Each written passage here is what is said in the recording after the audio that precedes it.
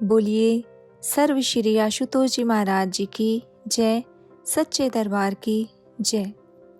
आज हम दिव्य ज्योति जागृति संस्थान की मासिक पत्रिका अखंड ज्ञान मई 2015 के अंक से साप्ताहिक सत्संग प्रस्तुत करते हैं और परम पावन आशुतोष महाराज जी से प्रेरित हैं। आज का विषय है भार की नहीं सार की महिमा है। अपनी लंबी जटाएं देखकर उग्रसर्वा चौड़े से भी चौड़ा हुआ जा रहा था, इतना चौड़ा कि आसमान भी इतना चौड़ा होना चाहे तो उसकी छाती फट जाए। तपस्या में बैठने से पहले नन्ही घास की तरह थी ये जटाएं, लेकिन देखो आज जंगल भी इतने घने व उलझे पुलझे नहीं होंगे जितनी की ये जटाएं हो गई थी। उग्रसर्वा अपनी तपस्या की उग्रता व भीषणता इन जटाओं से माप रहा था। स्वयं का कद उसे इतना ऊंचा प्रतीत हो रहा था कि आसमान तो मानो उसके घुटनों के नीचे ही रह गया था। उसे लग रहा था कि भगवान भी शायद उससे डर कर कहीं दुबक गया है। अब वही जगत का भगवान है, तब की दुनिया का बेताज बादशाह है। उग्र सर्वाहंकार की इस बदहवास आंधी में उड़ ही रहा था कि एक दिव्य आकाशवाणी ने उसके रंग में भंग डाल दिया। रुको उग्र सर्वा, इतना अहंकार! तुम शायद भूल गए कि मेंढक की छलांग उसे सागर पार नहीं करवा पाती। तुमने युगों युगों तपस्या की, सही है, लेकिन हाथ क्या लगा? अहंकार की राख। अरे पगले, देख अनिमेष को। यूं तो उम्र में तुझसे बहुत छोटा है वह, लेकिन उपलब्धि ऐसी कि मानो उसकी मुट्ठी में सोने का पर्वत है और तुम्हारी मुट्ठी में 2 चुटकी राख। इतने सालों की तपस्या से यदि केवल जटाएं ही बढ़ानी थी तो बरगद का वृक्ष बन जाता। तुझे पता भी है, अनिमेष की भक्ति साक्षात सूर्य जैसी प्रकाशमान है, जिसके समक्ष तेरी तपस्या टिमटिमाता जुगनू भी नहीं। जैसे ऊंट को लगता है कि मैं सबसे ऊंचा हूँ, किसका कद मेरे बराबर होगा, लेकिन पर्वत की ऊंचाई के आगे उसके कद के क्या मायने। जाग पगले, जाग। तूने हजारों वर्षों की तपस्या के पश्चात आज आंखें खोली हैं, लेकिन बंद आंखें भी इतनी अंधी नहीं होती जितनी तेरी ये खुली आंखें हैं। उग्र सर्वा ने आकाशवाणी केवल कान खोलकर ही नहीं सुनी, बल्कि उसका मुख भी खुला रह गया। लेकिन तब भी क्या मजाल कि उसके अहंकार की जरा सी भी झाड़ पोंछ हुई हो। उल्टा वह और मतवाला हो गया। आकाशवाणी उसे सीख नहीं बल्कि अपमान लगी। मैं और छोटा, भला यह कैसे हो सकता है? अगर कहीं थोड़ी बहुत चूक रह गई है तो मैं फिर तप करूंगा, ऐसा तप कि मुझे देखकर तपस्या ही भयभीत हो जाएगी। कौन अनिमेष? कहाँ का अनिमेष? देख लूंगा सबको। उग्र सर्वा की नासिका छिद्र लोहार की धोंकने की तरह फूं फूं कर रहे थे। उग्र सर्वा फिर पद्मासन लगाकर तपस्या में जुट गया, इस सनक के साथ कि अनिमेष को छोटा सिद्ध करना है। अहंकार की भयंकर लड़ाई पर उग्र सर्वा निकल पड़ा था। इसमें आंखें खोलकर शत्रु को डराया नहीं जा रहा था, बल्कि आंखें मीच कर ललकारा जा रहा था। उग्र सर्वा की टांगे पद्मासन में गुत्थम गुत्था थी, लेकिन मन बदहवास दौड़ रहा था। किसी सिद्ध योगी की भांति मेरुदंड तो तना था, पर साथ ही अहंकार भी तना बैठा था। महाभारत तो एक बार हुआ, समाप्त हो गया, लेकिन उग्र सर्वा के भीतर का महाभारत तो थमने का नाम ही नहीं ले रहा था। हालांकि बाहर से देखो तो उसका आसन ऐसा अडिग था कि मजाल है बाल भर भी हिल जाए। हिमालय की स्थिरता पर संदेह किया जा सकता था, लेकिन उग्र सर्वा के आसन की अडिगता पर नहीं।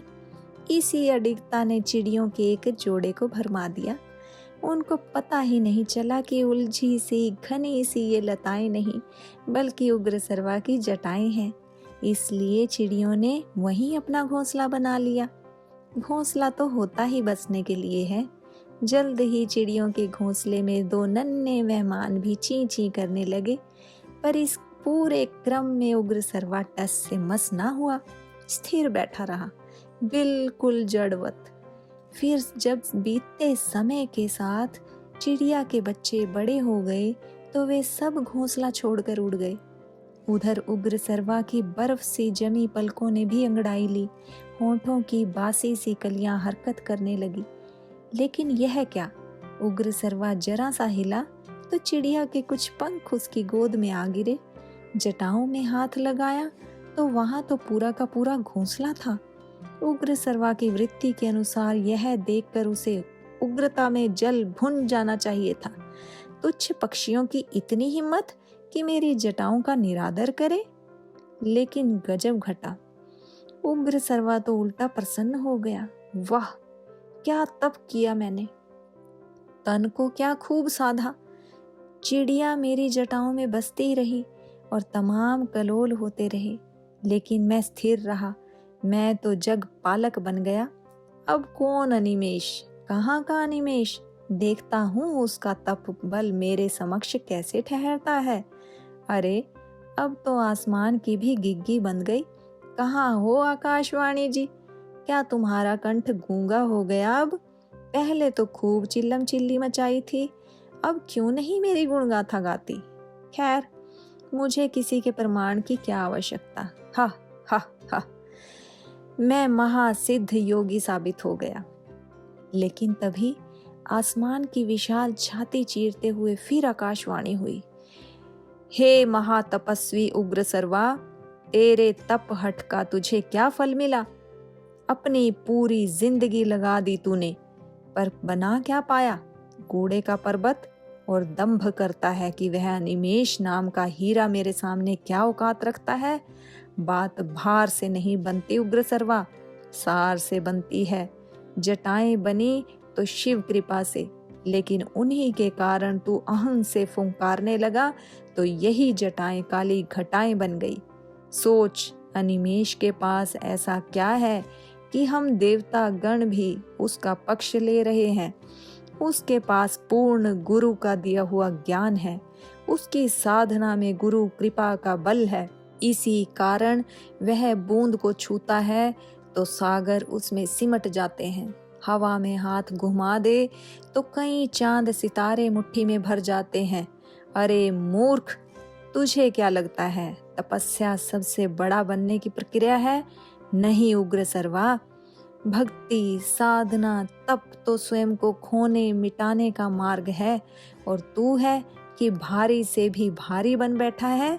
इतना भारी मत बन कि फिर उठने की उम्मीद ही छूट जाए। उलझी जटाओं में यूं ना उलझ कि फिर कभी सुलझ ही ना पाए। अब भी समय है, जा एक बार अनिमेष की कुटिया जाकर तो देख, तुझे समझ आ जाएगा कि किसने पाया है और किसने खोया है।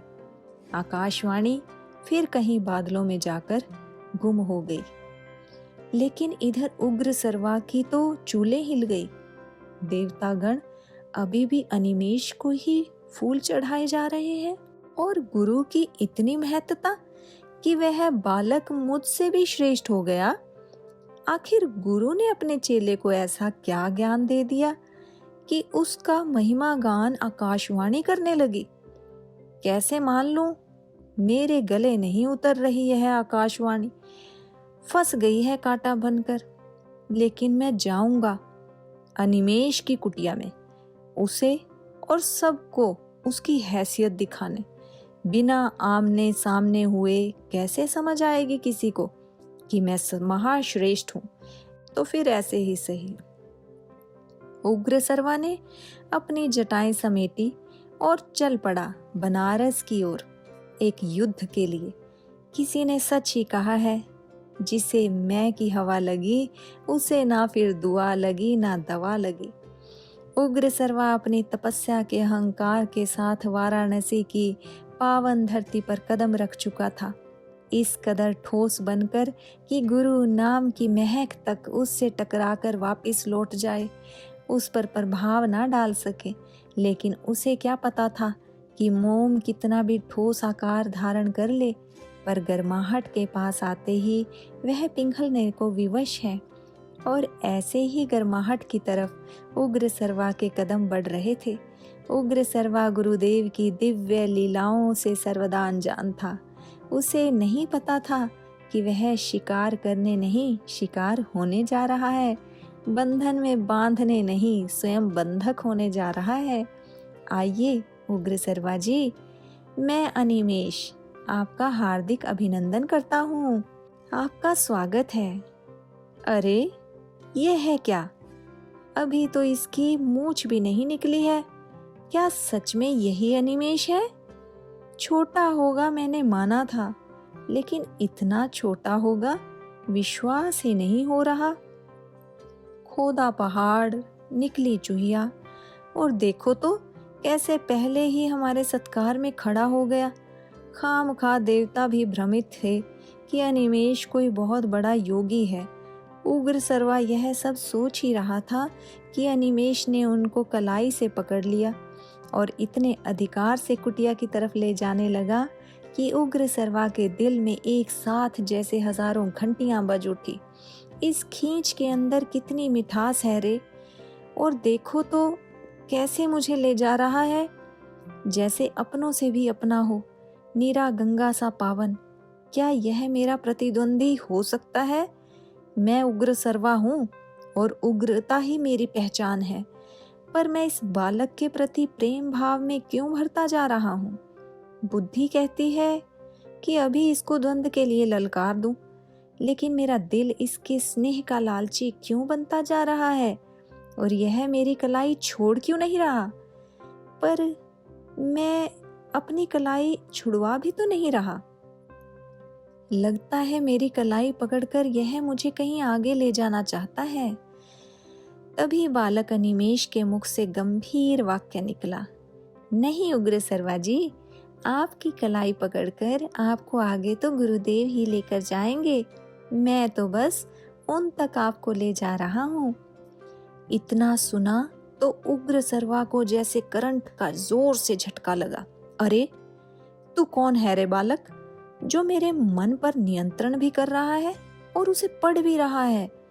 अनिमेष ने विनम्र भाव से कहा, नियंत्रण मैं नहीं उग्र सर्वा जी, बल्कि गुरुदेव कर रहे हैं। वे तो सामर्थ्यवान हैं। जिन चिड़ियों ने आपकी जटाओं में घोंसला बनाया हुआ था, उन्हें गुरुदेव ने यहाँ बुलाया, इस बरगद में घोंसला बनाकर रहने का आदेश दिया। जब पशु पक्षी तक उनके नियंत्रण में है, तो आप तो बहुत फिर भी मानुष हैं।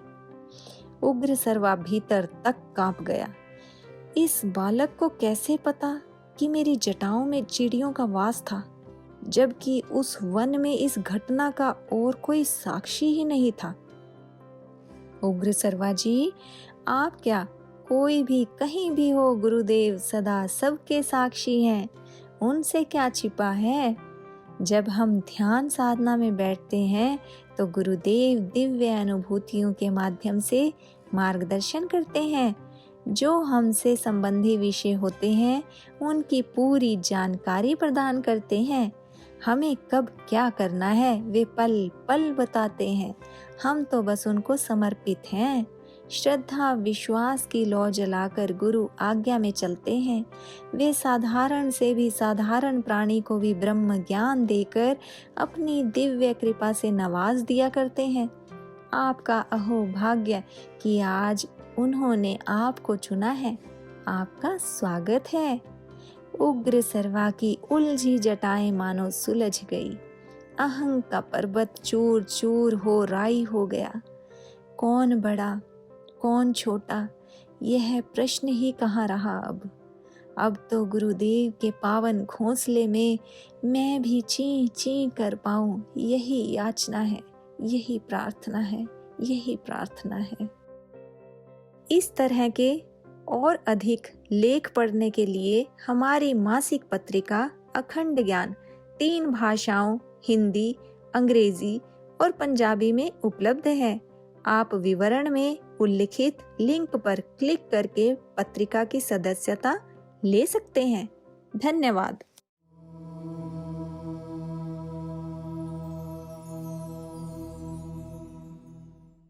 अभी आपने अखंड ज्ञान का सत्संग सुना।